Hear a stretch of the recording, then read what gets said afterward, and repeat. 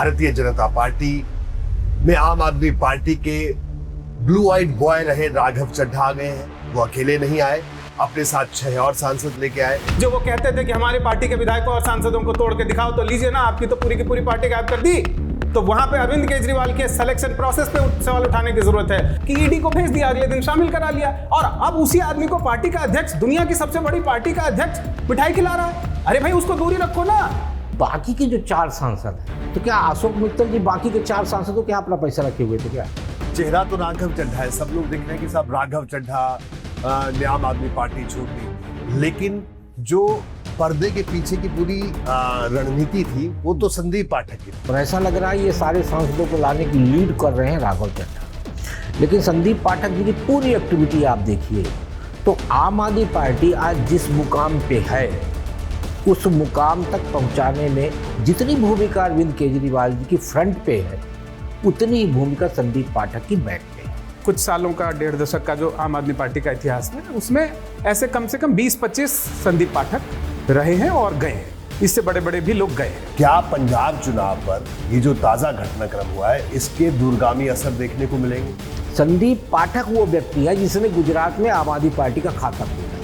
हाँ बिल्कुल। उस गुजरात में, जिस गुजरात में कांग्रेस के भी पसीने निकल रहे भारतीय जनता पार्टी से टक्कर लेने में, उस गुजरात में संदीप पाठक ही वो व्यक्ति है जिसने आम आदमी पार्टी का खाता खोला। नमस्कार, मैं रोहित सावल और आप देख रहे हैं जिंदाबाद। इस वक्त देश में राजनीतिक तौर पर देखा जाए तो बड़ा हलचल मची हुई है, और ये हलचल आम आदमी पार्टी में ज्यादा है।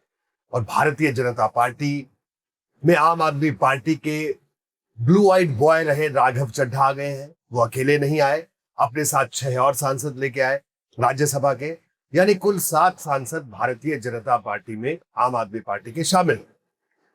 आम आदमी पार्टी कह रही है कि साहब ये ऑपरेशन लोटस है, हमारे नेताओं को बरगलाया गया। लेकिन इस पूरे घटनाक्रम को 2027 के पंजाब विधानसभा चुनाव से जोड़कर देखने की भी जरूरत है कि क्या ये बीजेपी का ऑपरेशन पंजाब है। ये बातें और आम आदमी पार्टी किन सिद्धांतों को लेकर चली थी, या भारतीय जनता पार्टी जो अपने आप को बहुत सिद्धांतवादी पार्टी कहती है, वो किस तरह की चाल चल रही है, इन तमाम बातों पर हम चर्चा करेंगे हमारे इस खास कार्यक्रम न्यूज स्कैन में। और मेरे साथ मौजूद हैं 2 वरिष्ठ पत्रकार। मेरे साथ राकेश शुक्ला जी मौजूद हैं। राकेश जी, आपका स्वागत है। और मुकेश केजरीवाल जी हमारे साथ हैं। मुकेश जी, आपका भी स्वागत है।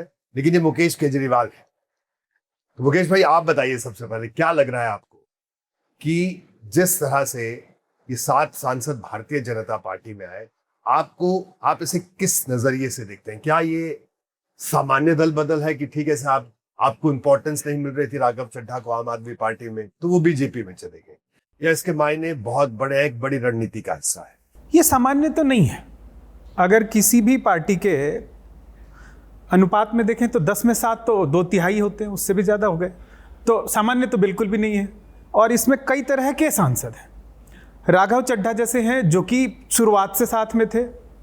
कुछ इंडस्ट्रियलिस्ट हैं, 3-4 ऐसे लोग हैं जो पिछले कुछ सालों में साथ आए और उनका पार्टी को क्या योगदान रहा, चाहे वो अशोक मित्तल रहे हों, राजेंद्र गुप्ता रहे हों, या फिर हरभजन सिंह जैसे सेलिब्रिटी हैं जो देश के लिए, जिन्होंने बहुत कुछ किया, खेला, बहुत बड़े बड़े मैचेस जीते, जिताए, और फील्ड पे भी नाम किया और देश में भी नाम किया। हर तरह का इसमें कॉम्बिनेशन है। ऐसा भी नहीं कह सकते कि एक स्वाति मालीवाल थी, उनके साथ कोई पर्सनल ईगो क्लैश था। तो इसमें कहें कि बहुत सारे पहलू जुड़े हैं, और बहुत गंभीरता से इसके विश्लेषण की जो आपकी पहल है कि इस विषय पे जो आपने सोचा कि आपने खुद भी एक पर्सपेक्टिव दिया, मैं भी बैठा हूँ, राकेश शुक्ला जी भी बैठे हैं, तो कई मायने हैं इसके, कई पहलू हैं, कई बैकग्राउंड हैं। जैसा कि मैंने बताया, राघव चड्ढा का और स्वाति मालीवाल का, ये दोनों का अगर एक तरह का देखें मामला कि इनका पार्टी का जो हाईकमान है, चूंकि आम आदमी पार्टी में भी अब हाईकमान कल्चर था, और उसके साथ इनका बहुत अच्छा तालमेल नहीं था, और धीरे धीरे संबंध बहुत खराब होते चले गए थे। तो इन लोगों का जाना लगभग स्वाभाविक था। लेकिन इसमें संदीप पाठक जैसे लोग भी हैं जो पार्टी के सबसे बड़े नेताओं में, जो संगठन के अंदर सबसे बड़े नेता, जिनके पास पार्टी के सारे बड़े फैसले लेने में महत्वपूर्ण भूमिका होती थी, और पिछले 6-8 साल में उन्होंने हर चुनाव में बहुत गंभीरता से काम किया, और ऐसा भी नहीं है कि उनको कहें कि हम बहुत मतलब परस्त, जिनकी एक रहता है, कुछ नेताओं के बारे में आप मान रहे होते हैं कि ये किसी भी गठबंधन में हो, दल में हो, किसी व्यक्ति के साथ जुड़े हो, लेकिन लगता है आपको देख के कि ये तो बहुत मतलबी है यार, ये पता नहीं यहाँ पे क्यों है या वहाँ पे क्यों है या वहाँ क्यों नहीं है, या लेकिन ये बहुत पीछे रह के। संदीप पाठक एक आम कार्यकर्ता की तरह जब शुरुआत की, इन्होंने अच्छा खासा बैकग्राउंड, IIT में फैकल्टी, स्टूडेंट भी नहीं, स्टूडेंट भी होते हैं वो भी काफ़ी अपने आप को हाई प्रोफाइल मानते हैं, लेकिन संदीप पाठक का बहुत हम्बल बैकग्राउंड, कार्यकर्ता की तरह काम करना। कई बार मैंने देखा है जब कवर करते हुए मैं पार्टियों में, कई बार मेरी आदत है कि पहले पहुंच जाता हूँ, नेता आए उससे पहले ही, ताकि असल फील आपको मिले कि हो क्या रहा है, लोग क्या बात कर रहे हैं, जो लोग पहले आ गए हैं उनके मन में क्या है। तो संदीप पाठक एकदम भी कहीं से भी अपने आप को पहचान में भी नहीं आने देते थे। शुरुआत में तो कई वर्षों तक वो अकेले काम करते रहते थे, देखते रहते थे, ऑब्जर्व करते रहते थे, रैलियों में पीछे आके चुपचाप बैठे रहते थे, जैसे हम रिपोर्टर्स समझने की कोशिश करते हैं कि क्या चल रहा है, वास्तव में जो लोग आए हैं सिर्फ पैसे दे के बुलाए गए हैं या इनका क्या जुड़ाव है। तो वैसे ही वो भी बैठ के कई बार ऑब्जर्व करते थे, धूप हो बारिश हो, जम के काम करने वाले।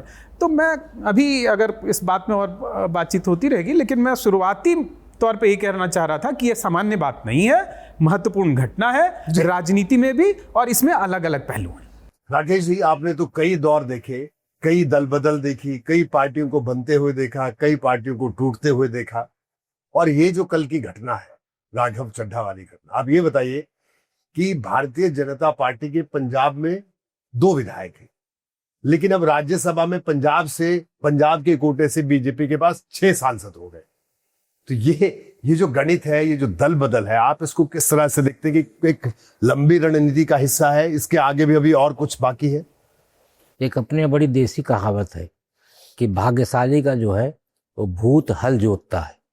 तो भारतीय जनता पार्टी के साथ यही हुआ है जी, कि भारतीय जनता पार्टी का भाग्य है कि जिस राज्य में उसके पास 2 MLA हैं, और जिस राज्य में भारतीय जनता पार्टी कुल मिला के 7 सीटों पे चुनावी लड़ती थी, वहां से उसके पास 6 राज्यसभा के सांसद आ गए।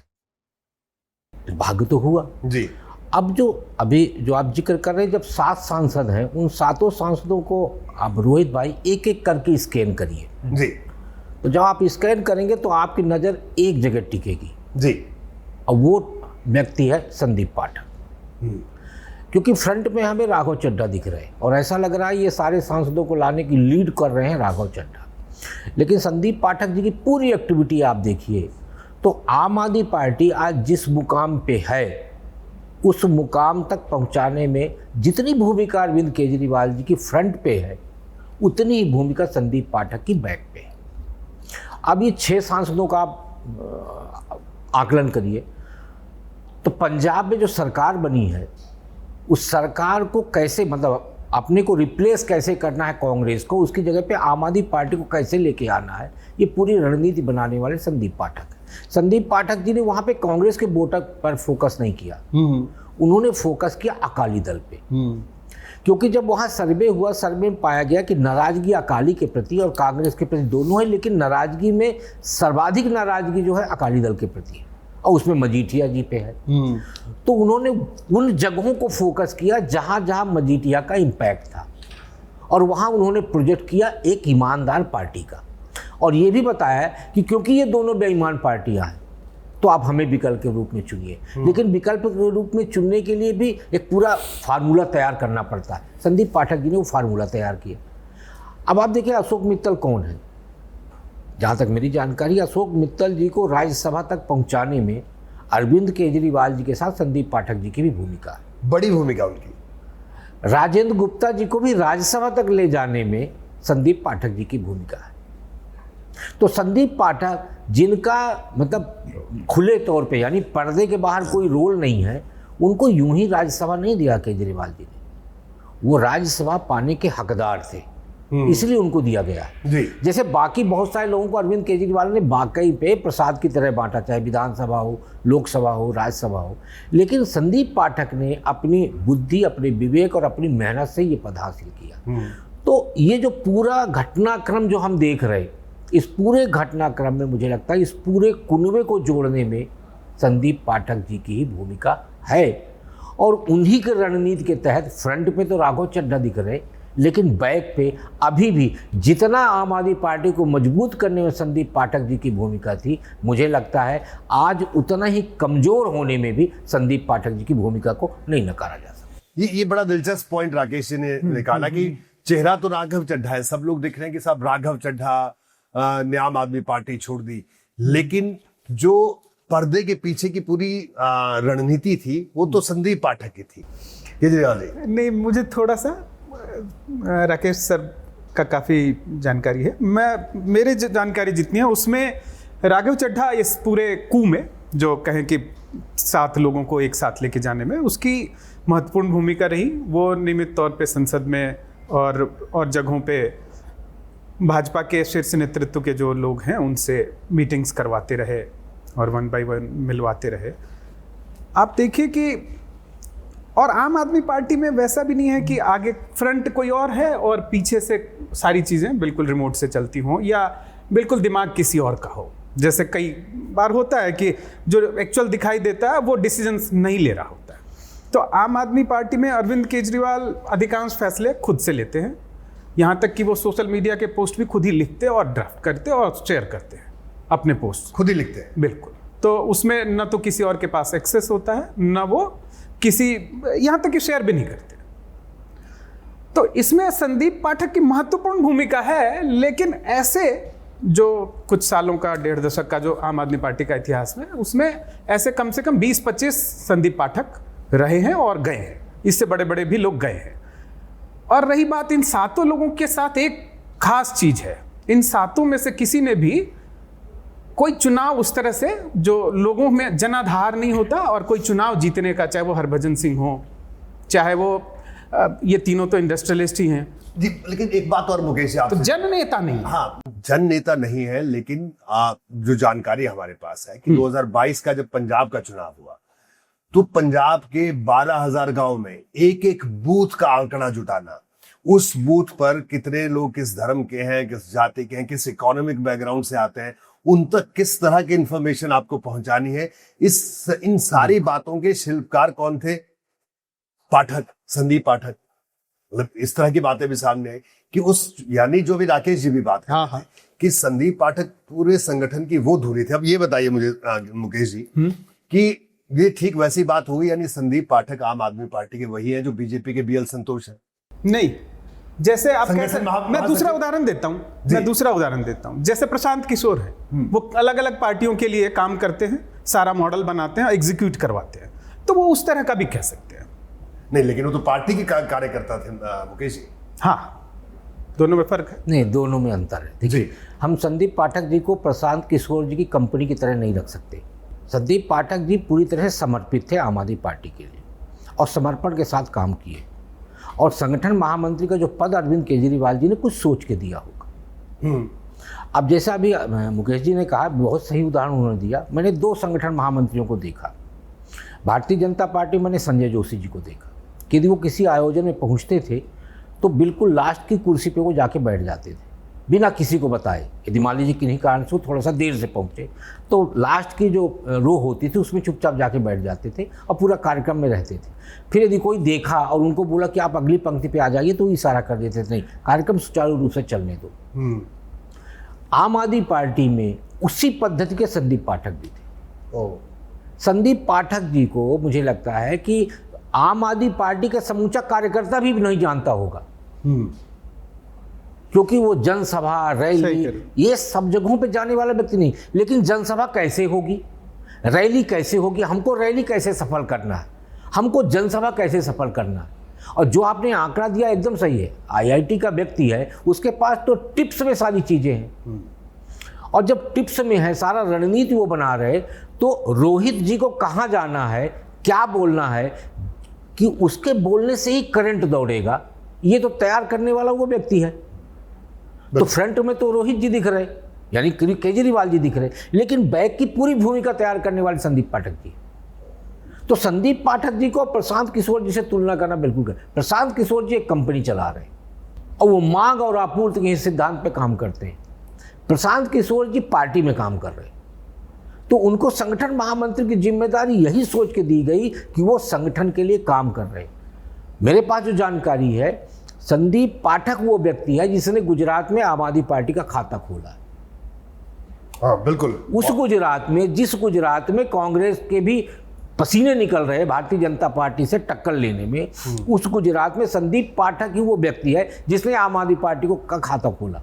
कैसे खोला, क्यों और क्या क्या समीकरण बने हुए एक अलग विषय है, लेकिन आम आदमी पार्टी का विधायक बना ये वही संदीप पाठक है जिसने कांग्रेस को मजबूर कर दिया कि आप लोकसभा चुनाव में गुजरात में समझौता करिए।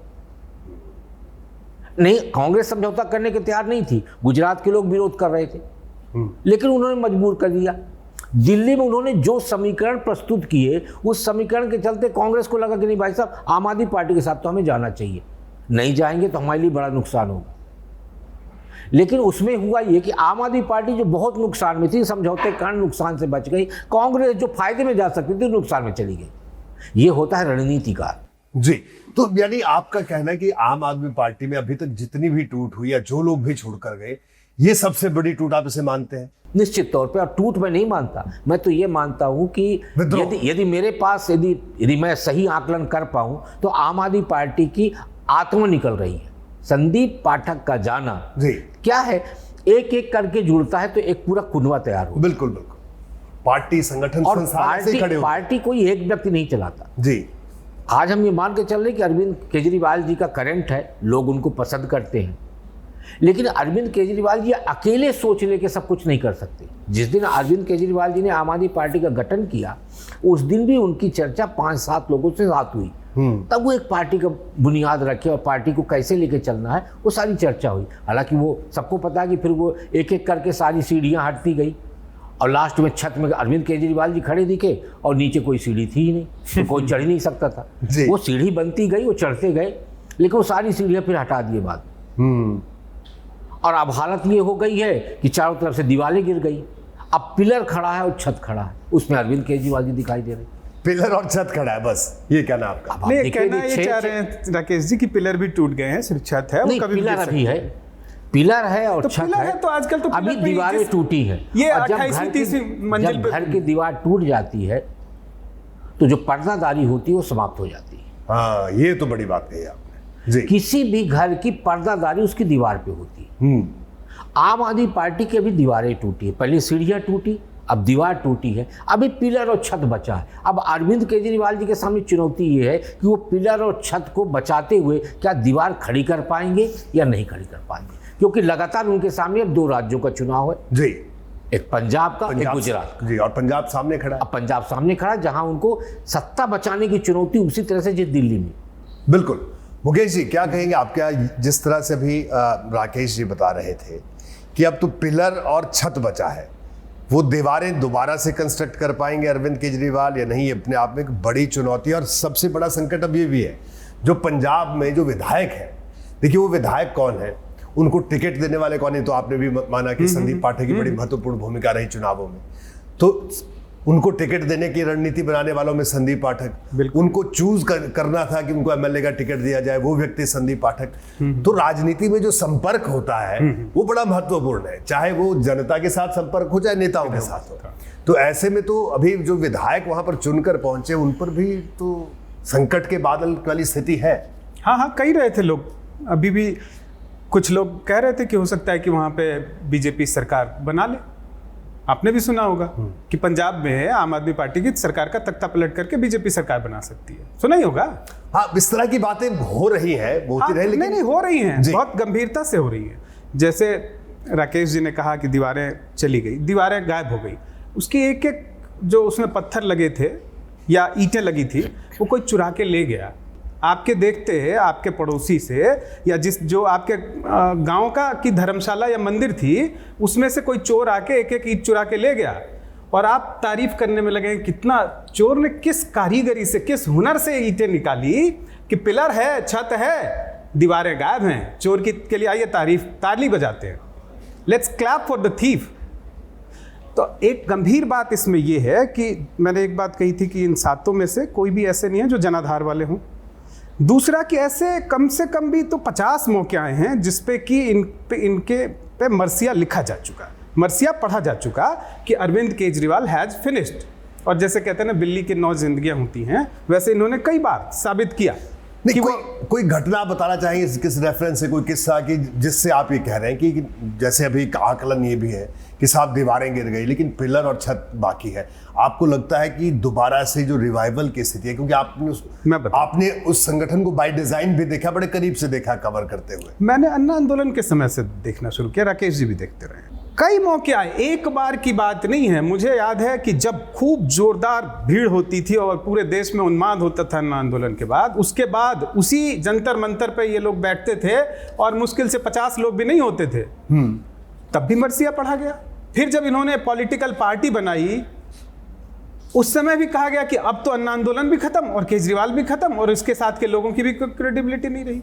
फिर जब पार्टी ने सरकार बनाई कांग्रेस के साथ मिलके, तब भी ये कहा गया, जब सरकार टूटी तब भी कहा गया। फिर जब इनके तमाम नेता छोड़ के गए, और वो चाहे योगेंद्र यादव रहे हों, बड़े बड़े लोग थे और जिनकी अपनी एक रेपुटेशन थी, ऐसे तमाम लोग गए, तमाम। और उसकी एक बड़ी वजह यह है कि पार्टी में इंटरनल डेमोक्रेसी उस तरह से नहीं थी। जो बातें अरविंद केजरीवाल ने और जो पार्टी का गठन करने वाले लोगों ने सोची थी, कही थी, उन सब पे अमल नहीं हुआ, बल्कि उन्होंने दावे किए थे कि हमारी अकेली ऐसी पार्टी है, लोग दूसरी पार्टियों में से विधायक चोरी हो जाते हैं, सांसद चोरी हो जाते हैं, अब तो आपके भी हो गए और बड़ी संख्या में हो गए। तो वो डिफरेंस कम होता जा रहा है। पर मैं ये भी कहना चाहता हूं कि जब यहाँ पे मैं नोएडा के इलाके में गाजियाबाद में रहता हूँ, तो मुझे पुलिस वाले भी अक्सर ये सलाह देते हैं कि आप रोड पे चलते हो फोन पे बात मत करिए, कोई छीन के चला जाएगा। अब ये अगर मेरे साथ एक घटना हो जाती है तो दो तरीके हैं। एक अपराधी जिसने मेरा फोन छीन के गायब हो गया, या तो आप उस पर कुछ करिए, या फिर मुझे फिर पुलिस आके मुझे डराए धमकाए कि मैं FIR ना लिखवाऊं कि तुम फोन पे, मैंने मना किया था फिर भी फोन पे बात करते हुए चले जा रहे थे। महिलाएं अपनी चेन ना पहने, गहने ना पहने, नहीं तो छीने जाएंगे। तो अब लोकतंत्र में ऐसी जो चोरी पहले छोटी मोटी भी होती थी, अब बड़े लेवल पे संगठन, मतलब एक बहुत बड़ा स्ट्रक्चर करके पूरा का पूरा जनादेश चोरी कर लेना, तमाम ऐसे उदाहरण होते हैं। पर क्या वो हमारे कंसर्न में है? या फिर दो तरीके हो सकते हैं, या तो उस पर आप चिंता करें, मनन करें, या फिर उसके लिए ताली बजाएं कि ठीक है, ये देखो कितना अच्छा कलाकार चोर है, चुरा भी लेता है और कोई कुछ बोलता भी नहीं है, सब लोग बल्कि ताली बजाने में लग जाते हैं। ये सब, मतलब इस पे कुछ तो सोचना पड़ेगा ना।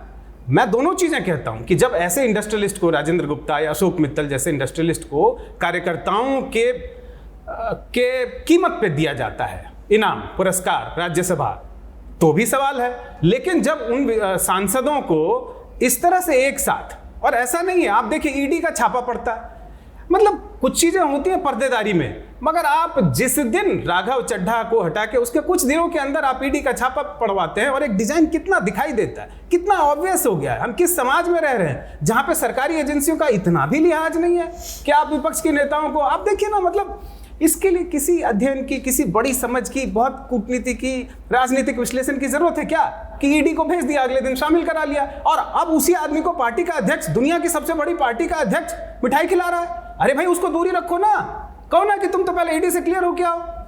इतना तो कर सकती है भाजपा। मैं तो मांग करता हूं कि हम सब लोग जो बुद्धिजीवी लोग हैं, कम से कम इतना तो कहें कि वो ED का शिकार है।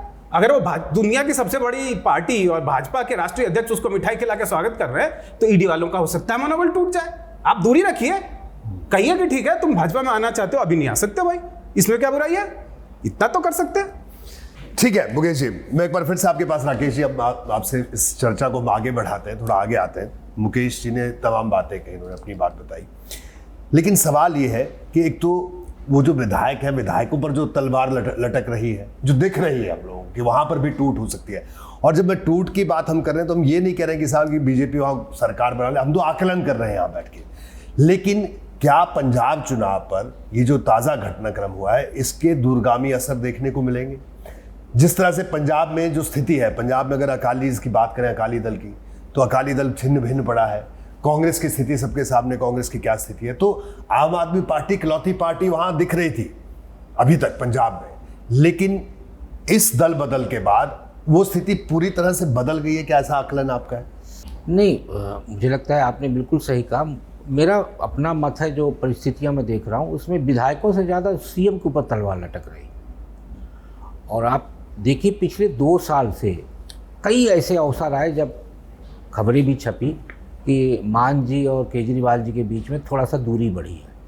अब दिल्ली चुनाव जब आम आदमी पार्टी हार गई, तो उसके बाद केजरीवाल जी का पूरा जो मूवमेंट है वो पंजाब पे फोकस हुआ और वो पंजाब पे ज़्यादा रहना और वहाँ की एक्टिविटी पे ज़्यादा हिस्सा लेने लगे। भगवंत मान जी भी बहुत ज़्यादा ये दिखाते हैं कि हाँ, केजरीवाल जी के साथ उनका बहुत अच्छे संबंध है। मैं आपको 2 घटनाएं बताता हूँ। जी। एक घटना, जब पहली बार आम आदमी पार्टी यहाँ चुनाव लड़ी और 27 विधायक उसके चुने गए, तो नाम गोयल जी थे। गोयल जी भारतीय जनता पार्टी के एक नेता के पास पहुंचे, भारतीय जनता पार्टी के एक नेता के माध्यम से, दोनों का नाम मैं नहीं बताऊंगा। उनके घर में मीटिंग हुई। गोयल जी ने कहा कि हम आपको 27 विधायक दे रहे हैं और आपके पास जो विधायक हैं दोनों को जोड़ दीजिए। तब भारतीय जनता पार्टी के पास भी शायद 25-25 विधायक हैं जी। दोनों को जोड़ के सरकार बना लीजिए, ये पूरी पार्टी विलय कर जाएगी। तो उस समय पर होता ये था कि भाई बड़े लीडरों के बीच में चर्चा होती थी भारतीय जनता पार्टी में, और बड़े लीडरों के बीच में जब चर्चा हुई तो उसमें नरेंद्र मोदी जी से भी राय पूछी गई कि ऐसी स्थितियां हैं तो अपने को क्या करना चाहिए। तो नरेंद्र मोदी जी की राय ये थी कि नहीं, हमें आम आदमी पार्टी के जो जीते हुए विधायक हैं उनका पूरा विलय करके भारतीय जनता पार्टी को सरकार नहीं बनाना चाहिए, हमें जो दिल्ली की जनता ने जनादेश दिया उसको स्वीकार करना चाहिए। और ये खबर जैसे ही कांग्रेस को लगी कि भाजपा और आम आदमी पार्टी के बीच में एक ट्यूनिंग की कोशिश हो रही है, तो आपको याद होगा अचानक से कांग्रेस ने कहा कि हम समर्थन देंगे। भाई जी, याद है।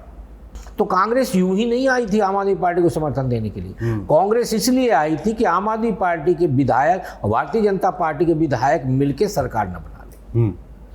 इसलिए जिस कांग्रेस के खिलाफ खड़े होकर आम आदमी पार्टी चुनाव लड़ी, जिस कांग्रेस का वोट लेके आम आदमी पार्टी यहाँ संघर्ष कर रही थी, उसी कांग्रेस ने, कहना चाहिए ना, आत्मघाती दस्ता बन गई, खुद को बम में बांधा और ले जाके आम आदमी पार्टी के साथ अपने आप को एसोसिएट कर लिया। और उसी का नतीजा है कि आज तक कांग्रेस यहाँ पे उभर नहीं पा रही। बिल्कुल।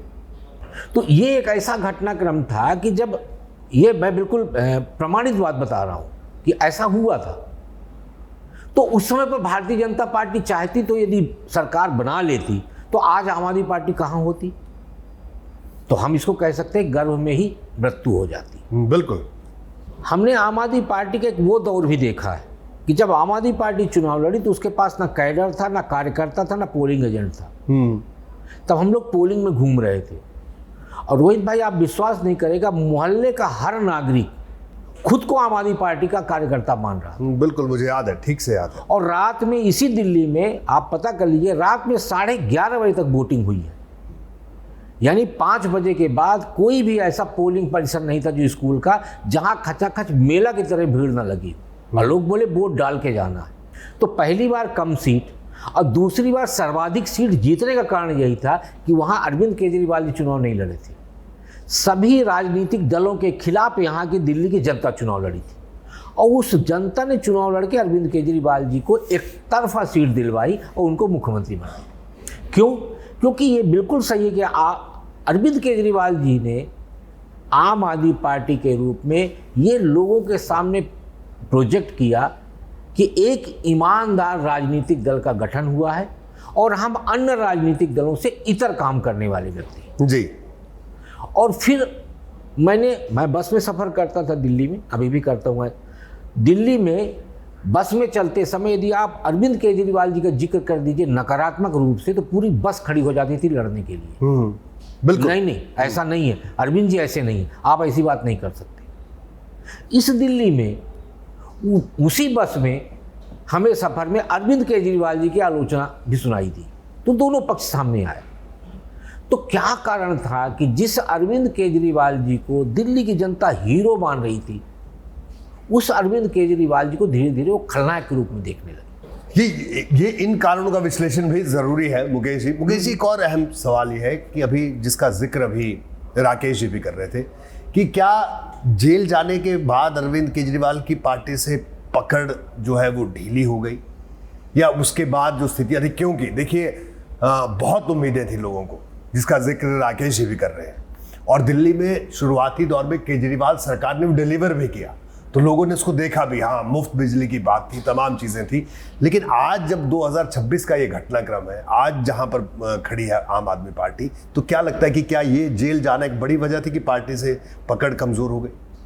बिल्कुल ठीक कह रहे हैं। और वो भी मुझे तो याद आता है कौशाम्बी का जो इनका अपार्टमेंट था जहाँ पे रहते थे, वहाँ पे 1-2 किलोमीटर तक, ये भले दिल्ली के मुख्यमंत्री बने हों राकेश जी, लेकिन वो मध्य प्रदेश, छत्तीसगढ़ और केरल और कर्नाटक तक के लोग अपने किसी की रजिस्ट्री में कोई गड़बड़ी है वो तक लेके, लोगों की उम्मीद का एकमात्र केंद्र बिंदु अरविंद केजरीवाल हुआ करते थे वहाँ। और आपने जो सवाल उठाया है, जेल जाने से निश्चित तौर पे जो संगठन पे और तमाम गतिविधियों पे पकड़ कमज़ोर हुई, वही कारण था उनको जेल में डालने का। भाई तमाम ऐसे लोग जो बीजेपी के साथ आ जाते हैं, या अभी ही ईडी का छापा पड़ रहा था और अभी राष्ट्रीय अध्यक्ष उनको मिठाई खिला के स्वागत कर रहे हैं, तो कारण तो सिर्फ यही है ना, उनको जेल में डाले रहने का, और उन पे बार बार जिस तरह के एक्शन लिए गए उसका कारण यही था कि उनको किसी तरह से पार्टी को कमज़ोर किया जाए। और भाई राघव चड्ढा का भी देखें, राघव चड्ढा ने क्या कहा हमेशा जीवन भर कि ये जो पार्टियां हैं बीजेपी के बारे में खुल के कहते रहे वो कि इसीलिए मैं राजनीति में आया हूँ, इसको ख़त्म करना है। अब अगर ये भी खराब है तो आप कोई नया कुछ कर सकते थे, इसकी आलोचना कर सकते थे, लेकिन आप बीजेपी में गए हैं तो ऐसा तो नहीं है कि सच में ही कोई वॉशिंग मशीन है जिसमें सारे दाग धुल जाते हों। ऐसा होता नहीं है, ये सब कमेंट किया जाता है, व्यंग किया जाता है, लेकिन होता नहीं है। अब क्या ये गंभीर विषय नहीं होना चाहिए कि इस तरह के लोग जो लगातार आपको हमेशा कटघरे में खड़ा करते रहे हों, उन सबको एक साथ इकट्ठा करके और आप अपनी पार्टी में ले लेते हैं, तो मुझे तो लगता है कि इस पे एक गंभीरता से सवाल उठने की ज़रूरत है, लोगों को विचार करने की ज़रूरत है। और जी, ये जो मुकेश जी बोल रहे, तो मैं क्या है, राजनीतिक बयानबाजी अलग होती। कल कोई किसी दल में होता है तो कुछ बोलता है, फिर उसी दल में जाके कुछ और बोलने लगता। मैं उस समय पर डिबेट देखा करता था, गौरव भाटिया जी, समाजवादी पार्टी में मतलब लगता था कि भारत में बिल्कुल सही कहा आपने। भारत में अखिलेश यादव से बड़ा नेता कोई नहीं। हाँ बिल्कुल, ठीक है ना। मैं डिबेट देखता था, क्यों देखना इसलिए पड़ता था कि बिल्कुल 12-13 का माहौल था, एक तरफ से मोदी जी, एक तरफ से बाकी क्षेत्रीय दल, इधर कांग्रेस, तो बड़ा मतलब बड़ी दिलचस्पी होती थी डिबेट देखने में। और गौरव भाटिया जी उसमें बैठ के जो फ्रंट फुट पे खेलते थे अखिलेश जी के लिए, तो लगता था कि वास्तव में अखिलेश यादव से बड़ा तो कोई नेता है ही नहीं। हाँ बिल्कुल। साबिर अली जी को याद करिए, हाँ बिल्कुल, जनता दल यूनाइटेड में थे, तब वो एनडीए घटक नहीं थे। हाँ। साबिर अली जी को सारे चैनल में इसलिए बिठाया जाता था कि नरेंद्र मोदी की खुल के आलोचना करने वाला कोई व्यक्ति था तो साबिर अली। और फिर मैं भारतीय जनता पार्टी के दफ्तर में था, तो अचानक से पता चला कि साबिर अली जी आने वाले। हम लोग दोपहर में जाते थे भाजपा के दफ्तर में, प्रेस कॉन्फ्रेंस हुआ करती थी, तो उत्सुकता बड़ी, कह रहे साबिर अली जी क्यों आ रहे। तो साबिर अली जी की गाड़ी प्रवेश की, सब भाजपा के जो वहाँ के कर्मचारी थे उन्होंने रिसीव किया, उनको लेके गए। थोड़ी देर के बाद सुधांशु त्रिवेदी जी आए, फिर धर्मेंद्र प्रधान जी भी आ गए। तो ये वो कि भारतीय जनता पार्टी ज्वाइन करने आए। तो 11 अशोक रोड में आपने देखा होगा पीछे एक हॉल, कॉन्फ्रेंस हॉल बना हुआ है, वहीं ज्वाइनिंग भी होती थी जी, विलय कक्ष भी था वो, विलय कक्ष। तो विलय कक्ष, तो वहाँ पे साबिर अली जी को ले जाने की, जैसे ही वो लेके वो सीढ़ियाँ चढ़े, सीढ़ी चढ़ के जैसे वो कॉन्फ्रेंस रूम के उस प्लेटफार्म पे पहुँचे, उसी समय एक बाइट आती है मुख्तार अब्बास नकवी की। और उस बाइट में मुख्तार अब्बास नकवी कहते हैं कि आतंकवाद को संरक्षण देने वाला, आतंकियों को संरक्षण देने वाले व्यक्ति को भारतीय जनता पार्टी ज्वाइन कराया जा रहा है।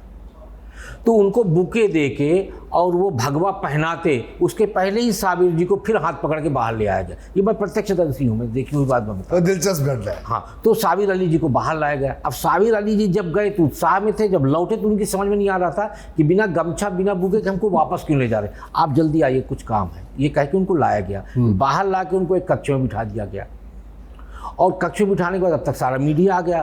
भाई नकवी जी वास्तव में भारतीय जनता पार्टी के एक बड़े नेता, बिल्कुल मुस्लिम चेहरा, बड़ा मुस्लिम चेहरा, उनका स्टेटमेंट आना तो उनकी ज्वाइनिंग पे एक स्पीड ब्रेकर आ गया।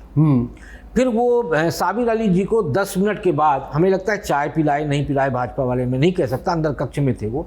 10 मिनट के बाद गाड़ी आई उनकी, और गाड़ी आई तुरंत उनको ऐसे घेराबंदी करके जैसे ले जाते हैं, गेट खोला गया, साबिर अली जी को उसमें बिठाया गया और बिठा के उनको रवाना कर दिया गया। तो हम सब लोग पूछे, तो भाजपा के ये दोनों जो बड़े नेता आए थे ज्वाइन कराने, उन्होंने भी एक शब्द कहे बगैर अपनी अपनी गाड़ी में बैठ के चले गए। अब 11 अशोक रोड फिर उसी तरह 15 मिनट बाद सूना हो गया जैसे पहले सूना था, लेकिन एक चर्चा पैदा कर गया। बाद में साबिर अली जी को तलाशा गया, तलाश के पूछा गया कि आप भाजपा में क्यों आना चाहते थे। तो बड़ा दिलचस्प बात उन्होंने कही, मुझको भी बड़ी रोचक लगी। उन्होंने कहा कि मैं 3 दिन गुजरात घूमा और 3 दिन गुजरात घूम के मैंने देखा कि गुजरात में वास्तव में बहुत विकास हुआ है। तो मैं कहा यार, इतने साल में आप गुजरात की आलोचना कर रहे थे और आपको 3 दिन में पूरा गुजरात समझ में आ गया कि विकास हुआ है।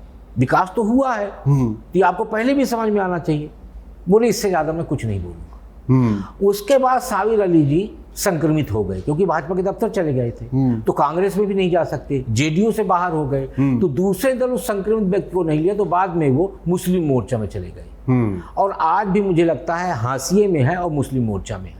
तो इसलिए जो मुकेश जी कह रहे हैं ना कि वो कहते थे भाजपा के खिलाफ, ये राजनीतिक मिजाज होता है। किस्सा बड़ा दिलचस्प सुनाया आपने। एक राजनीतिक मिजाज होता है कि आज आप इस दल में हैं तो ये बोलेंगे। एक और किस्सा मैं बताता हूँ। एक कांग्रेस के बहुत बढ़िया नेता थे, विधायक थे उत्तर प्रदेश के, और आपको याद होगा उस समय पर इंदिरा जी के खिलाफ विदेशी मूल का मुद्दा उठा था। तो आज भी आपको सोनिया जी के खिलाफ, जी सोनिया जी के खिलाफ जी। तो वो पेड़ में चढ़ के अपने रिवाल्वर लगा लिए थे और बोले थे कि सोनिया जी पे कोई इस तरह का आरोप लगा के तो मैं अपने आप को गोली मार लूंगा। नीचे पूरा कांग्रेसी कार्यकर्ताओं की भीड़ जमा हुई थी। ओबीसी लीडर हैं, वो कांग्रेस में थे और उनको लोकसभा की टिकट चाहिए था, तो उनको लगा कि ये बड़ा अच्छा अवसर है और उस वफादारी का इनाम मिला उनको टिकट मिली, वो हार गए। लेकिन बाद में उनकी वफादारी दिखाई दी कि वो समाजवादी पार्टी में चले गए और फिर उसी सोनिया गांधी, उसी गांधी परिवार को कहने लगे कि इनसे खराब तो कोई है ही नहीं। तो ये राजनीतिक मिजाज होता है रोहित भाई कि आप जहां हो वैसा बोलो। तो इसलिए राघव चड्ढा जी कल आम आदमी पार्टी में थे तो इधर बोल रहे थे, जब इधर खड़े हो गए तो इधर बोलने लगे। तो ये तो राजनीतिक स्वभाव, इसलिए राजनीतिक स्वभाव पर मैं नहीं जाता कौन कहाँ कैसे। मेरे पास कई उदाहरण हैं और मैंने 2-3 बताए हैं, और भी उदाहरण हैं कि कौन कहाँ कैसे बोलता था, आज कहाँ बोल रहा है। तो ये तो देखने का दृष्टि है कि जब हम उस दरवाजे पे खड़े होंगे तो यहाँ देखेंगे, इस दरवाजे पे खड़े होंगे तो यहाँ देखेंगे। ये इसलिए राघव चड्ढा क्या कह रहे हैं ये कोई मायने नहीं रखता, क्योंकि ये हर राजनीतिक दल का स्वभाव होता है और वो भी एक राजनीति कर रहे हैं और उनकी तो अभी बहुत आयु पड़ी हुई जी। ठीक तो कह रहे हैं राकेश जी। हमें इन सब की तो जिस तरह से इन्होंने विस्तार से उसको जस्टिफाई किया है, यही तो हमारा काम है। मीडिया का और क्या काम है? जो भी पाप करे भाजपा उसको तरह तरह से ग्लोरीफाई करना है। अगर किसी को मार दिया जाए तो कहीं मोक्ष मिल गया। कहा ना एक बाबा ने कि कुंभ में जो मारे गए उनको तो मोक्ष मिल गया। जो भी होता है ईडी भेज के, सीबीआई भेज के, तमाम जो भी किए जाए, इन सबको विस्तार से हमें जस्टिफाई करना है, बार बार करना है, रोज करना है, उदाहरण देके करना है। यही काम है हमारा। करिए, इसको अच्छे से करिए। नहीं देखिए वो नहीं, हमें समझना, ये बहुत शानदार काम किया भाजपा ने कि जितने लोग उनको गालियां देते थे उनको ईडी भेज के किसी तरह। अब ये तो इसमें तो कोई दो राय है नहीं ना, ये तो सामने दिख रहा है। लेकिन फिर भी हमें उसकी तारीफ करनी है कि देखिए कितने शानदार तरीके से उसने जो भी किया कितने अच्छे से किया। और पहले भी उसने भी चोरी की थी, उसने भी की थी, वो भी करता है। ये सारी इस मौके पे हमारा यही फर्ज है, हमें बार बार बताना होगा कि ये सारी चीजें बहुत अच्छी हैं, यही करना चाहिए और लोगों को इन सब चीजों पे ध्यान नहीं देना चाहिए। राजनीति ऐसे ही चलती है। मुकेश भाई, मैं आपको एक बात कह रहा हूँ, इसीलिए यहाँ बैठे हैं। मैं कह रहा हूँ ना, हम बताइए, देखिए क्या है, हम बात कर रहे हैं तो हमने बात की ना, हमने सवाल उठाया कि राघव चड्ढा को जो नेता सदन थे आम आदमी पार्टी के, उनको वहां से हटाया गया, अशोक मित्तल को लाया गया। ठीक है, और वो उन्हीं अशोक मित्तल के यहाँ ईडी पहुंच गई और अब वो अशोक मित्तल भी यहाँ आ गए। तो अब ये बताइए कि पहली बात तो है, पहला सवाल तो राघव चड्ढा, अशोक मित्तल और ये जितने भी लोग हैं, जो लोग, मैं तो बिल्कुल इस बात को कह रहा हूँ कि बिल्कुल पंजाब की जनता ने अपने विधायकों को चुना, अपना प्रतिनिधि चुना राकेश जी, और उनको इसलिए चुना कि साहब अगर वो उच्च सदन में किसी को भेजना चाहे तो वो उन लोगों के एस्पिरेशन के लिहाज से वो सोचकर लोगों को भेजे। ठीक है साहब? हाँ। और इन सब लोगों को इन्होंने भेजा, उच्च सदन भेजा, क्यों विधायकों ने ही चुनकर भेजा। अब लेकिन अगर उन्होंने धोखा किया तो धोखेबाज तो ये लोग हैं, ये 7 के 7 लोग हैं। और मुझे लगता है, देखिए मैं यहाँ हम कोई डिबेट करने नहीं आया मुकेश भाई, पर मैं ये कह रहा हूँ, हाँ जो गलत है वो गलत है, इन्होंने गलत किया, उस तरीके से तो बिल्कुल सही देख रहे हैं, लेकिन अब आगे राजनीतिक दृष्टिकोण क्या होगा, एक ये पहलू है और एक ये पहलू भी है जिसका जिक्र आप कर रहे हैं कि साहब ये कैसे हो गया, ये कौन सी वॉशिंग मशीन है। लेकिन मैं सवाल ये पूछ रहा हूँ कि सवाल भारतीय जनता पार्टी से भी होगा, लेकिन सबसे बड़ा सवाल तो इन 7 लोगों से होगा, एकदम होना, पंजाब की जनता को उनसे सवाल अरविंद करना केजरीवाल से भी सवाल होना चाहिए। लेकिन समस्या कई बार ये हो गई, अब इनसे होता क्या कि इनसे सवाल कोई पूछता नहीं है, जवाब भी हम ही दे देंगे, सवाल भी हम ही पूछ देंगे, तो ऐसा तो नहीं होगा। बिल्कुल ठीक मैं है। यही जानने के लिए अभी हम यहाँ बैठे तो हैं और जिंदाबाद में हम ऐसी ही बात करते हैं, हम यूथ के एस्पिरेशंस की बात करते हैं। मैं कहता हूँ कि अगर इन लोगों ने धोखा दिया तो पंजाब के जो यूथ के एस्पिरेशंस थे, रोहित भाई, उन एस्पिरेशंस को भी धोखा आज सबसे बड़ा मुद्दा ये था कि भारत में जो दल बदल कानून है, क्या उसमें आज भी कोई, हमेशा होता है जो भी कानून बनते हैं उसमें धीरे धीरे समय के साथ कुछ कमियां दिखाई देती हैं, फिर पूरा समाज इकट्ठा होता है, बुद्धिजीवी पत्रकार लोग कहते हैं कि इसमें कमी रह गई। ये इतना बड़ा मौका था, क्या हमने कहीं से भी चर्चा करी कि दल बदल कानून में किसी सुधार की जरूरत है? क्या कल को फिर हो जाएगा ऐसा? क्या भाजपा नहीं? देखिए मुकेश भाई, इधर मैं एक छोटा सा डाइसेंट भी नहीं कहूंगा, बल्कि मेरी एक छोटा सा बात है कि देखिए दल बदल कानून सही है या गलत है, इस पर एक डिबेट का विषय होनी चाहिए, खूब चर्चा होनी चाहिए, लेकिन इस वाले केस में राकेश जी का, इस वाले केस में इस विषय की गुंजाइश है? आपको लगता है कि दल बदल करवाई गई? वो तो खुद तैयार बैठे 7 के 7 लोग, ये भी तो सवाल उठ रहा है ना मुकेश भाई। तैयार बैठे मतलब वो बार बार ऑफर कर रहे थे, हाँ मतलब हाँ यही तो स्थिति थी। आप बताइए ना, आपको भी पता था, हम सब लोग हम सब लोग पॉलिटिकल लोगों के बीच रहते हैं, उठते हैं, बैठते हैं हर पार्टी के लोगों के साथ, लेकिन ये बताइए सबको पता था राघव चड्ढा कहाँ जाएंगे, स्वाभाविक सी बात है। राघव चड्ढा का तो पता था, हाँ। लेकिन मैं ये सोचता हूँ कि क्या, जैसा आप कह रहे हैं कि अभी दल बदल कानून पे, जिस समय दल बदल की एक बहुत बड़ी घटना, जिसको अभी राकेश शुक्ला जी कह रहे हैं, करिए ना आप चर्चा, बोलिए ना, मैं बता रहा हूं ना कि जिस समय राकेश शुक्ला जी ने कहा कि अब वो आम आदमी पार्टी का लगभग समाप्ति है, जिस समय में इतनी बड़ी दल बदल की घटना हो, उस समय दल बदल कानून पे हमें चर्चा नहीं करने की जरूरत है। आप कह रहे हैं ऐसा? नहीं, मैंने ऐसा बिल्कुल नहीं कहा, मैंने कहा चर्चा की गुंजाइश तो हमेशा है। हाँ, लेकिन आपने कहा अभी कोई बहुत प्रासंगिकता है कि नहीं, ये देखना होगा। मगर मेरा मानना है सबसे जरूरी आज के समय में है तो राजनीति में शुचिता, जिसकी बात भाजपा करती रही है, उसकी गंभीरता से उठाने की जरूरत है। ईमानदारी और सादगी, जिसकी अरविंद केजरीवाल बार बार बात करते रहे हैं। अरविंद केजरीवाल, आपने उसका नाम नहीं लिया, मैं नाम लेता हूं कि अरविंद केजरीवाल और आम आदमी पार्टी के नेतृत्व को कटघरे में खड़ा करने की जरूरत है। और जिसके मैंने रेफरेंस दिया कि जो वो कहते थे कि हमारी पार्टी के विधायकों और सांसदों को तोड़ के दिखाओ, तो लीजिए ना, आपकी तो पूरी की पूरी पार्टी गायब कर दी। तो वहां पे अरविंद केजरीवाल के सिलेक्शन प्रोसेस पे सवाल उठाने की जरूरत है कि अशोक मित्तल के नाम की चर्चा कर रहे हैं, कितने लोग जानते थे? हरभजन सिंह, मैं अपने फैमिली के लोगों के साथ अभी आईपीएल देख रहा था, हरभजन सिंह कमेंट्री कर रहे थे, मैंने अपने फैमिली के जो अवेयर लोग हैं उनसे पूछा, पता ये एमपी है? अधिकांश लोगों को नहीं पता था। वो ऐसे लोग हैं जिन्होंने भाई ऐसे हरभजन सिंह को आम केजरीवाल ने भी टिकट नहीं दे दी होगी, कई बार उसकी चापलूसी की होगी, कई बार उसके घर गए होंगे, या फिर संदीप पाठक की चापलूसी की होगी। ऐसा तो नहीं है कि चुपचाप के उसको, लेकिन उन लोगों ने क्या अपनी ईमानदारी से भूमिका उठाई? आपने एक बहुत बढ़िया सवाल किया कि इन 7 लोगों पे सवाल उठना चाहिए, केजरीवाल पे सवाल उठना चाहिए, उसके सिस्टम पे सवाल उठना चाहिए, भाजपा पे सवाल उठना चाहिए। इनमें से किसी को जस्टिफाई नहीं किया जाना चाहिए कि भाजपा बड़े अच्छे से चुरा लेती है, तो बहुत अच्छी बात है। ये सारे दल बदलू लोग आज इसकी तारीफ करते हैं, कल उसकी तारीफ करते हैं, ये बड़े अच्छे लोग हैं। अरविंद केजरीवाल किसी को भी टिकट देते हैं, बहुत अच्छे लोग हैं। ये सभी लोगों की गलतियां हैं, इन सभी गलतियों पे हमें बड़े सवाल उठाने चाहिए। ठीक है राकेश जी, मैं एक बात कह लूं, मैं पत्रकार हूं जी, अब मेरा काम है सूचना देना, फैसला करना नहीं। बिल्कुल। तो मैं अखबार में भी लिखता हूं तो मैं सूचित करता हूं, मैं निर्णय नहीं सुनाता। तो मैं सूचना देने का ही काम करूंगा, कौन अच्छा है कौन खराब है ये सूचना मैं दे दूंगा, बाकी निर्णय पब्लिक करेगी। बार बार जो एक प्रश्न आता है कि ईडी के छापे के चलते आ गए, तो मैं 3 सांसदों को बताऊं, राघव चड्ढा जी कहीं ना कहीं आरोप से घिरे हुए हैं, मैं मानता हूं कि उनके ऊपर शराब घोटाले का भी है, जल बोर्ड वाला भी है, तो उनके ऊपर आरोप है। स्वाति मालीवाल जी को 12 पीटा गया मुख्यमंत्री अरविंद केजरीवाल जी के घर के अंदर, उन्होंने एफआईआर कराया। तो ठीक है, उनकी भी नाराजगी हमारी समझ में आती है कि भाई अरविंद केजरीवाल जी स्वाति मालीवाल के मारे जाने के बाद भी खुल के सामने नहीं आए, और श्रीमती सुनीता केजरीवाल जी भी नहीं आई, जबकि कई मंचों पे दिखी अरविंद जी के जेल में रहते हुए, वो भी नहीं आई कि स्वाति जी के साथ। अच्छा हुआ, खराब हुआ, क्यों हुआ। तीसरा, अशोक मित्तल जी, हम मानते हैं उनके यहाँ ईडी का छापा पड़ा, लेकिन बाकी के जो 4 सांसद हैं, तो क्या अशोक मित्तल जी बाकी के 4 सांसदों के यहाँ अपना पैसा रखे हुए थे क्या?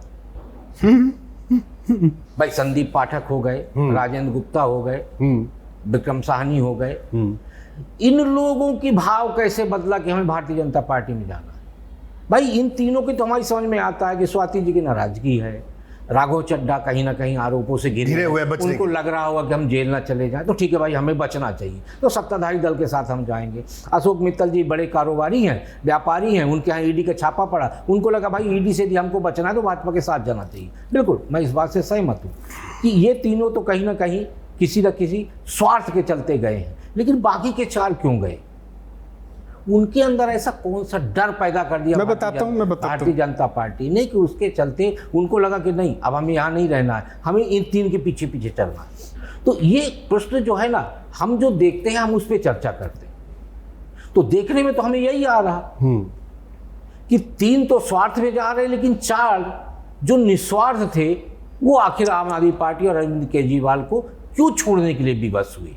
तो ये प्रश्न हमारे मन में भी है कि वो 4 क्यों छोड़ रहे हैं, क्योंकि उन 4 के लिए ना तो सीबीआई कहीं लगी हुई है, ना ईडी कहीं लगी हुई है, बिल्कुल, ना ही किसी घोटाले में उनका नाम है। कि पंजाब का चुनाव सामने है, और पंजाब में मैंने कहा कि 4 महीने पहले तक या अब से कुछ महीने पहले तक जो पार्टी सबसे मजबूत वहां दिख रही थी, जो एक, और बाकी तो पार्टियों का कुछ जिसे कहा जाए संगठनात्मक ढांचा छिन्न भिन्न पड़ा है, लेकिन आज वहां पर चर्चा किसी और तरीके से हो रही है। मैं यही जानने की कोशिश कर रहा हूं राकेश जी, अब इसको हम कंक्लूड भी करें तो अब क्या लगता है आपको कि पंजाब विधानसभा चुनाव पर इस सारे घटनाक्रम का, इस घटनाक्रम के 2 पहलू हैं, एक पहलू ये भी है जो मुकेश जी बात कर रहे हैं, दूसरा पहलू ये भी है कि बीजेपी को फायदा होगा, नुकसान होगा, तो क्या जब जनता के बीच में केजरीवाल ये बात लेकर जाएंगे, कि मैं आपके नजरिए से, आपका इतना लंबा अनुभव है कि साहब हमारे तो विधायक, हमारे तो सांसद चले गए, और ये वही सांसद हैं जिनको विधायकों ने चुनकर भेजा और विधायकों को जनता ने चुनकर भेजा,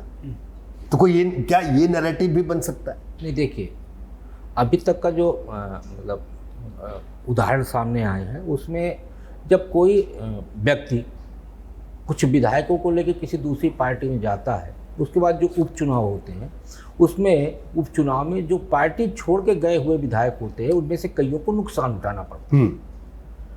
ये मध्य प्रदेश में सिंधिया जी जब लेके गए, उसके बाद जब 20-22 विधायकों को ले जाने के बाद जब सबको उपचुनाव में लाया गया, तो उनमें से 10 से 12 विधायक हार गए थे चुनाव, जनता ने उनको नकार दिया। लेकिन ये जो आप बता रहे हैं, तो ये एक लंबी लिंक है कि विधायकों ने चुना, तो विधायक तो कहेंगे हम तो आपके कहने पे चुने ना। बिल्कुल, विधायकों को थोड़ी ना जानते थे कि हरभजन सिंह कौन है, हरभजन सिंह, ठीक है, बिल्कुल बिल्कुल, ये पहलू है, कौन है अशोक मित्तल, हाँ बिल्कुल। उनको तो पार्टी हाईकमान ने कहा कि साहब इसको राज्यसभा का टिकट दे रहे हैं, कल आपको वोट करना है, व्हिप जारी कर दिया, भगवंत मान को सीएम बनाना है। हाँ। अब विधायकों से थोड़ी ना पूछा गया, एक प्रस्तावक का नाम लिख दिया गया। ये सिर्फ आम आदमी पार्टी की बात मैं नहीं कर रहा, ये भारतीय जनता पार्टी हो, कांग्रेस, ये सभी दलों का यही स्वभाव है। सही कह रहे कि विधायकों से कोई राय नहीं ली जाती, विधायकों को फैसला सुनाया जाता है, और फैसला सुनाने के साथ साथ उनको कह दिया जाता है कि जैसे थोड़ा सा गलत होगा, मवेशियों को एक बंद कर दिया जाता है ना सागू कि अब सुबह ही छोड़ा जाएगा। तो एक जब विधायक दल की बैठक होती है, तो एक हाल में सब लोग कैद होते हैं, कैद होने के बाद फिर आते हैं बाड़बंदी, और उनको पहले से ही टाइप होता है कि ये प्रस्तावक ये समर्थक होगा, उसमें नाम नहीं भरा जाता, वो फार्म लास्ट में फिर उनको दिया जाता है कि इसमें इनको विधायक दल का नेता चुनना है। तो नेता चुन के फिर वहाँ पे अनाउंस करने वाला एक व्यक्ति होता है कि इनको विधायक दल का नेता चुना गया है, ये इन्होंने प्रस्ताव किया, इन्होंने समर्थन कर दिया, बाकी सब अवाक बैठे रहते हैं। उनको तब पता चलता है कि अरे ये हमारा नेता चुन लिया गया। तो इसलिए अरविंद केजरीवाल जी विधानसभा चुनाव में जाएंगे और कहेंगे कि भाई साहब ये जो 7 सांसद राज्यसभा के भाग गए हैं, ये तो बेईमान है, आपने चुना इनको। तो वो बोलेंगे हमने नहीं चुना, आपने चुनवाया। ये प्रश्न तो करेगा ना विधायक। बिल्कुल, मैं आपके इस तरह से। तो ऐसी परिस्थितियां जहां आला कमान का फैसला चलता है वहाँ सांसद हो या विधायक हो, उसका अपना निर्णय नहीं होता, इसलिए उस पर कोई जोर नहीं होता। तो ये फार्मूला विधानसभा में नहीं जाएगा। बार बार आपके तरफ से एक जो संकेत दिया जाता है कि अब पंजाब में क्या होगा। एक आपने शुरू में भी कहा कि यदि विधायक टूट गए और फिर नई सरकार बन गई। देखिए, इस देश में एक नई घटना भी हुई अरुणाचल प्रदेश में। प्रेमा खांडू जी तो पूरी सरकार लेके भारतीय जनता पार्टी में शामिल हो गए। तो ये पद्धति अपनी भी आई हुई है अरुणाचल प्रदेश से। हरियाणा का भी इतिहास रहा है, हरियाणा का भी इतिहास रहा, लेकिन सबसे बड़ा उदाहरण तो प्रेमा खांडू जी। पूरी सरकार लेके भारतीय जनता पार्टी में शामिल हुए और सवेरे फिर शपथ ले लिए। इसी भारत में सरकार बदलती रही, मुख्यमंत्री 20 साल तक एक ही रहा। देखिए, भारत में अजब अलग अलग उदाहरण है। हाँ हाँ बिल्कुल। इसी भारत में एक बार आप उप मुख्यमंत्री बनिए, फिर आप मुख्यमंत्री बन जाइए, फिर मुख्यमंत्री उप मुख्यमंत्री बन जाए इसी भारत में। तो इसलिए हर राज्य में आपको अलग अलग उदाहरण मिलेंगे भारतीय राजनीति के। तो पंजाब में कोई एक नया उदाहरण आए, इसका आकलन हम अभी नहीं कर सकते, लेकिन जब नया उदाहरण आएगा तो कहते हैं ना कि बुखार से पहले थोड़ा सा सिम्टम आता है। तो आपको वो सिम्टम दिखाई देगा कि अब पंजाब में राजनीतिक ज्वर आने वाला है। अभी तो एक ज्वर दिखाई दे रहा है, ये सिम्टम है जिसको हम लोग रुझान कहते हैं जी। तो एक रुझान है 7 सांसदों का। हो सकता है कि ये एक ज्वर का रूप धारण करे विधानसभा चुनाव के पहले, कपकपी वाला आता है या सीधे सीधे गर्माहट पैदा कर देता है। फिर उसमें कौन थर्मामीटर लगाएगा कि वो बुखार नाप सके, ये भी देखना होगा। अब उस थर्मामीटर को जो लगाएगा उसको हम कह देंगे कि देखिए साहब, जानते हैं ये डराया है, तब इसको थर्मामीटर लगाने दिया जा रहा है। अब ये नहीं कहेंगे कि मरीज बुलाया कि भाई साहब थर्मामीटर लगा के हमारा नहीं, दो चीजें हैं। देखिए, इसका दोनों पक्ष है। दोनों पक्ष है कि मरीज बुलाया कि आप थर्मामीटर लगा के देखिए मुझे कितनी बुखार है, और दूसरा व्यक्ति ये कहेगा कि इसको डराया गया कि जाके तू थर्मामीटर लगा और देख और उसको बता कि तू बहुत बीमार है, मैं ही ठीक कर सकता हूँ। बहुत बढ़िया। दोनों पक्ष हैं। तो इसलिए राजनीति में जब तक कुछ स्पष्टता के साथ ना आए तब तक किसी निर्णय तक पहुंचना ठीक नहीं होता, मेरा मत ये। बिल्कुल। और ये जितने भी सांसद गए हैं राकेश जी, कोई बड़े क्राउड पुलिंग चेहरा तो कोई नहीं है। तो क्या इसका लाभ किस तरीके से हम अगर देखें इसको उस नजरिए से? 2 लाभ है।